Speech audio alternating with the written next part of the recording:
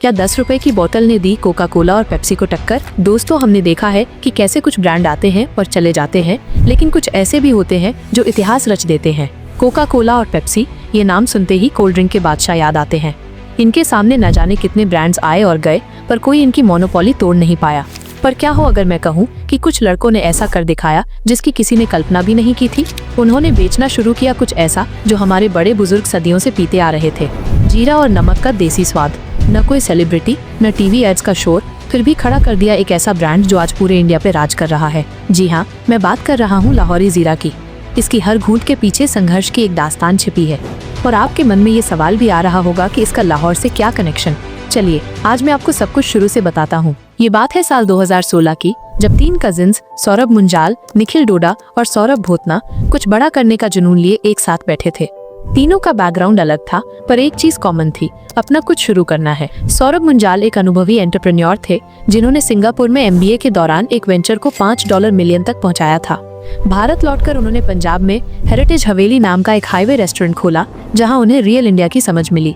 उन्हें पता चला कि भारतीय ग्राहक को स्वाद पसंद है, लेकिन वो तभी खरीदता है जब कीमत उसकी जेब में फिट बैठे। वहीं सनी ग्राउंड लेवल के एक्सपर्ट थे, उन्हें लोगों से जुड़ना और जमीनी स्तर पर काम करना बखूबी आता था। और तीसरे कजिन निखिल डोडा एग्रीकल्चर बैकग्राउंड से थे, पर दिल से फूडी थे। वे लगातार नए नए एक्सपेरिमेंट करते रहते थे। एक शाम ऐसे ही एक्सपेरिमेंट करते हुए उन्होंने एक देसी जीरा फ्लेवर ड्रिंक बनाई।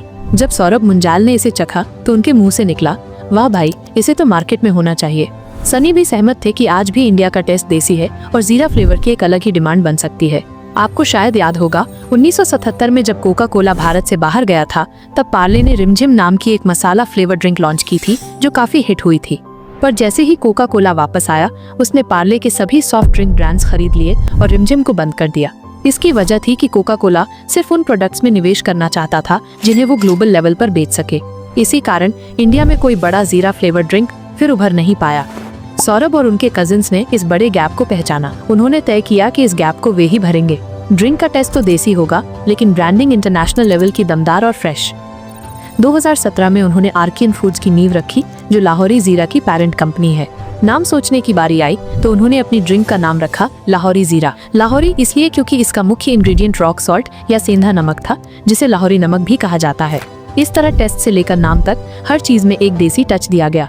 और सबसे बड़ी बात, उन्होंने इसकी कीमत रखी सिर्फ 10 रुपए, ताकि टियर 2 और टियर 3 शहरों में हर कोई इसे आसानी से खरीद सके। मार्केट में ज्यादातर लोकल जीरा सोडा अनब्रांडेड और एक जैसी पैकेजिंग वाले थे। लाहौरी जीरा ने इस गैप को समझा और अपने प्रोडक्ट को प्रीमियम दिखाने का फैसला किया, भले ही उसका दाम 10 रुपए ही क्यों ना हो।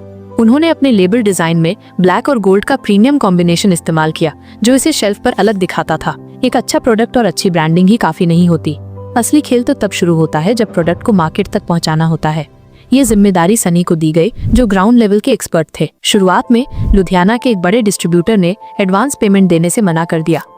लाहौरी जीरा के फाउंडर्स ने एक बोल्ड फैसला लिया। उन्होंने सीधे रिटेलर्स और शॉपकीपर्स से जुड़ने का रास्ता चुना। वे हर दुकानदार से मिले, उन्हें सैंपल दिया और ड्रिंक टेस्ट कराई। उन्हें कई तरह के फीडबैक मिले, जैसे कलर, मिठास या फिज का संतुलन। तीनों फाउंडर्स ने हर फीडबैक को नोट किया और लगातार प्रोडक्ट को बेहतर बनाते रहे। जब रिटेलर्स को ये समझ आ गया कि ये ड्रिंक चलने वाली है, तो वे खुद ही इसे ग्राहकों को रिकमेंड करने लगे। धीरे धीरे ये देसी मसालेदार ड्रिंक ग्राहकों के दिलों में जगह बनाने लगी। और फिर एक दिन वही डिस्ट्रीब्यूटर जिसने पहले मना किया था, खुद एडवांस के साथ ऑर्डर मांगने लगा। शुरुआत में लाहौरी जीरा ने कॉन्ट्रैक्ट मैन्युफैक्चरिंग का सहारा लिया, जिससे उनका फोकस सिर्फ टेस्ट, ब्रांडिंग और डिस्ट्रीब्यूशन पर रहा। पर जैसे जैसे डिमांड बढ़ी, उन्होंने पंजाब के रोपार में अपना पहला मैन्युफैक्चरिंग प्लांट लगाया, जिसकी कैपेसिटी शुरुआत में 96,000 बोतलें प्रतिदिन थी। जब मार्केट में टेस्ट वायरल हुआ तो डिमांड इतनी तेजी से बढ़ी कि ये कैपेसिटी भी कम पड़ गई। फिर उन्होंने अपनी यूनिट को स्केल अप करके 1.2 मिलियन 12 लाख बोतलें प्रतिदिन तक बढ़ा दिया। इसका सीधा असर उनकी ग्रोथ पर पड़ा।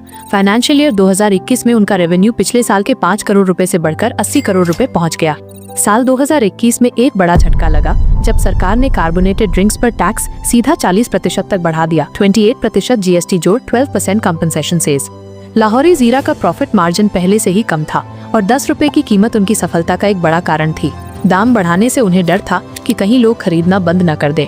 ऐसे में उन्होंने एक स्मार्ट मूव लिया। उन्होंने कीमत में बदलाव न करके बोतल का साइज 250 मिलीलीटर से घटाकर 160 मिलीलीटर कर दिया। इससे सेम प्राइस ऑफर करके भी मार्जिन मेंटेन हो गया और उनका ये मूव वाकई काम कर गया। लाहौरी जीरा की सबसे दिलचस्प बात ये थी कि ये ग्रोथ बिना किसी बड़ी फंडिंग या इन्वेस्टर सपोर्ट के हो रही थी। जहां बाकी स्टार्टअप्स फंडिंग के चक्कर में लॉस सह रहे थे, वहीं लाहौरी जीरा अपनी स्मार्ट बिजनेस अप्रोच से चुपचाप प्रॉफिट कमा रहा था। सौरभ मुंजाल की फिलॉसफी साफ थी, हम दूसरों की तरह 500 करोड़ रुपए जलाकर लाइमलाइट में नहीं रहना चाहते, हमें 50 करोड़ रुपए ही कमाकर एक सस्टेनेबल बिजनेस बनना है। जब सेल्स बढ़ने लगी तो लोगों ने टीवी एड्स और सेलिब्रिटी एंडोर्समेंट के बारे में पूछा। सौरभ मुंजाल का सीधा जवाब था, एड तभी काम करता है जब प्रोडक्ट हर जगह पर हो, वरना लोग एड देखने के बाद प्रोडक्ट ढूंढते ही रह जाएंगे और वो मिलेगा ही नहीं। यानी पहले उपलब्धता और फिर एडवर्टाइजिंग। इसीलिए उन्होंने शुरुआत में मार्केटिंग पर 1 रुपया भी खर्च नहीं किया। और दोस्तों, इन्हीं स्ट्रेटेजीज का ही नतीजा था कि 7 साल बाद जब लाहौरी जीरा का पहला मार्केटिंग कैंपेन लॉन्च हुआ तो वो तुरंत वायरल हो गया। आज लाहौरी जीरा 18 राज्यों में अपनी पहचान बना चुका है। 2000 से ज्यादा डिस्ट्रीब्यूटर्स और 5 लाख रिटेल आउटलेट्स के जरिए तेजी से मार्केट कैप्चर कर रहा है। कंपनी रोजाना 50 लाख बोतलें बना रही है, फिर भी पीक सीजन में सप्लाई डिमांड से कम पड़ जाती है। लाहौरी जीरा की फाइनेंशियल ग्रोथ भी कमाल की है। फाइनेंशियल ईयर 2021 में 80 करोड़ रुपए का रेवेन्यू था, जो फाइनेंशियल ईयर 2022 में बढ़कर 250 करोड़ रुपए तक पहुंच गया। 2024 में कंपनी ने 300 करोड़ रुपए रेवेन्यू का माइलस्टोन भी पार कर लिया है, वो भी 3 गुना प्रॉफिट्स के साथ। और अब कंपनी का अगला लक्ष्य 2025 में 500 करोड़ रुपए का रेवेन्यू पार करना है। लाहौरी जीरा की कहानी हमें सिखाती है कि बड़े ब्रांड से लड़ने के लिए सिर्फ पैसा और मार्केटिंग नहीं, बल्कि एक दमदार प्रोडक्ट, गहरी मार्केट अंडरस्टैंडिंग और जमीनी स्तर पर काम करने का जुनून चाहिए होता है। 3 कजिन्स, एक देसी आइडिया और 0 मार्केटिंग बजट के साथ आज लाहौरी जीरा हर दुकान, हर गली में दिखता है। क्योंकि जब प्रोडक्ट दिल से बना हो तो वो सीधा ग्राहकों के दिल तक ही पहुंचता है। आपको ये कहानी कैसी लगी? क्या आपने लाहौरी जीरा ट्राई किया है? हमें कमेंट्स में जरूर बताएं। और अगर आपको ये वीडियो पसंद आया तो इसे लाइक करें, शेयर करें और हमारे चैनल को सब्सक्राइब करना न भूलें, ताकि आप ऐसी और भी प्रेरक कहानियां देख सकें। मिलते हैं अगले वीडियो में, तब तक के लिए पीते रहिए लाहौरी जीरा।